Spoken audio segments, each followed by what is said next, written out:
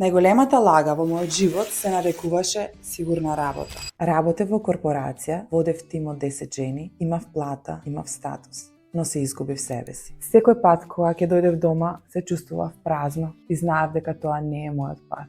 И тогаш го направив она што никој не го очекуваше. Ја напуштив работата во корпорација како економист, кој со години ја градев и она што сите го нарекуваа за гарантирана иднина. И нурнав во непознато. Со 30 години почнав повторно да учам, да студирам НЛП, ЕФТ, хипнотерапија. И така станав првиот РТД терапевт на македонски јазик. Додека другите велеа дека сум луда, затоа што сум ја фрлила факултетската диплома, значи сум го фрлила животот и постојано тоа го повторуваа.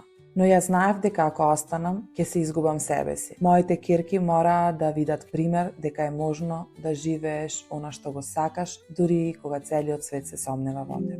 Денес, после стотици клиенти и 1000 часови работа, знам дека не ја изгубив сигурноста. Да, ја изгубив онаа лажната, но ја пронајдов вистинската, длабоко во себе. Затоа денес им помагам на другите да ги симнат маските, да ги разбијат подсвесните блокади и станат своји. А ти, дали понекогаш се чувствуваш дека од надвор имаш се, а од внатре ништо?